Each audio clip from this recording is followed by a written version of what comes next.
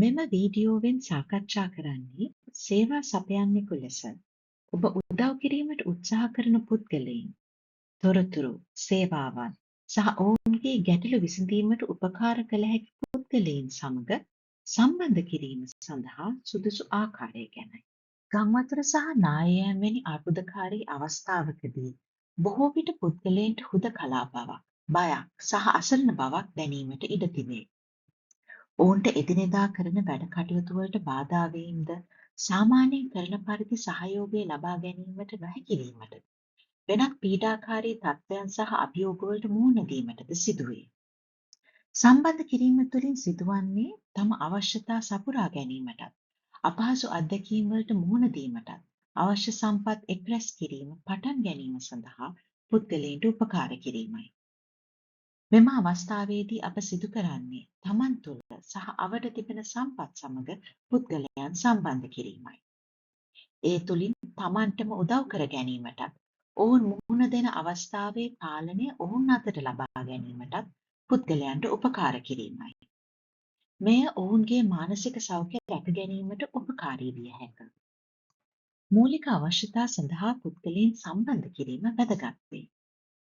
පාසල් පොත් නැවත ලබා ගැනීම හෝ ගංවතුරට ලක් වූ ඔවුන්ගේ නිවස පරීක්ෂා කිරීම හෝ වේවා ඔවුන් ඉල්ලා සිටින නිශ්චිත අවශ්‍යතා ඉටු කර ගැනීමට ඔවුන්ට සහාය වන්න. දරුවන් රැක බලා ගැනීමේ කටයුතු වලට නැවත අවධානය දීම වැනි ඔවුන්ට වැදගත් යැයි හැඟෙන දේ විමසා දැනගන්න. ඔබට වැදගත් යැයි දැනෙන දෙයට වඩා ඔවුන් අගය කරන දෙයට ප්‍රමුඛත්වය දෙන්න. අවදානමට ලක්වන සහ වෙනත් කොට සැලකීමට ලක්වන පුද්ගලයින්ට අවශ්‍ය රැකවරණය ලැබෙන බවද, පවතින සේවාවන් වෙත ඔවුන්ට ළඟා විය හැකි බවද සහතික කරන්න. ඔවුන් ගැන නැවත සොයා බැලීමට පොරොන්දු වුවහොත් එය සිදු කරන්න. සම්බන්ධ කිරීමට අයත් වන්නේ තම ප්‍රශ්නවලට මුහුණ දීම සඳහා තමන්ටම උදව් කර ගැනීමට පුද්ගලයින්ට උපකාර කිරීමයි. පීඩාවට පත් පුද්ගලයන්ට බොහෝ විට කරදරවලින් යටපත් වී සිටින බවක් දැනෙන බැවින් ඔවුන්ගේ හදිසි අවශ්‍යතා සහ මුලින් කළ යුතු දේ ප්‍රමුඛතාගත කිරීමට ඔවුන්ට සහාය වන්න. සම්බන්ධ කිරීම අතරතුර ඔවුන්ගේ ජීවිතයේ දැනටමත් ඇති සම්පත් සහ සහයෝගය හඳුනා ගැනීමට ඔවුන් දිරිමත් කරන්න. සාර්ථක ලෙස මුහුණ දුන් අතීත අවස්ථාවන් සිහිපත් කර තමන්ට සහනයක් දැනෙන දේ ඒ තුළින් හඳුනා ගැනීමට පුද්ගලයන්ට උදව් කරන්න.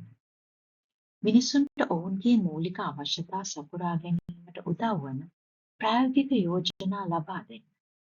උදාහරණයක් ලෙස වන්දි ලබා ගැනීම සඳහා රජය සමග ලියාපදිංචි වීම හෝ සහන ලබා දෙන සංවිධාන සමග සම්බන්ධ කිරීම. තමන්ගේ පාලනය නැවත තමන් අතට ගැනීම සඳහා ඔවුන් සාමාන්‍යයෙන් කරන උදව්වක් වන ක්‍රියාකාරකම් වල යෙදීමට පුද්ගලයන් දිරිමත් කරන්න. ප්‍රමාණවත් විවේකයක් ලබා ගැනීම, පවුලේ අය සහ මිතුරන් සමග කාලය ගත කිරීම, විශ්වාසවන්ත පුද්ගලයන් සමග ගැටලු සාකච්ඡා කිරීම, මද්‍යසාර සහ දුම්වැටි භාවිතයෙන් වැළකීම මෙන්ම අන් අයට උපකාර කිරීමට ආරක්ෂිත ක්‍රම සොයා ගැනීම වැනි දේ කිරීමට ඔවුන්ට සහයෝගය ලබා දෙන්න. සම්බන්ධ කිරීම අතරතුර විශ්වාසදායක නවතම සහ ප්‍රයෝජනවත් තොරතුරු ලබා ගැනීම සඳහාද පුද්ගලයන්ට අපේ සහාය ලබා දීම සිදුවේ. අවශ්‍ය සේවාවන් තිබෙන්නේ කොහේද සහ ඒවා වෙත ළඟා වීමට හැකි විදි යන පුද්ගලයන් විශේෂයෙන්ම අවදානමට ලක් වූ පුද්ගලයන් දැනුවත්ව සිටින බව මෙම අධීරයේදී අප තහවුරු කරගත යුතුය. තොරතුරු සපයන විට ඔබ දන්නා දේ පමණක් කියන්න. තොරතුරු අනුමාන කර පවසන්න එපා. පණිවිඩ කෙටියෙන් සරල බසින් කියන්න. පණිවිඩ නැවත නැවතත් ලබා දීමට වග බලා ගන්න. සෑම විටම ඔබ තොරතුරු ලබා ගත්තේ කොහෙන්ද යන්න. එම තොරතුරු කොතරම් විශ්වාසදායීද යන්න පැහැදිලි කරන්න.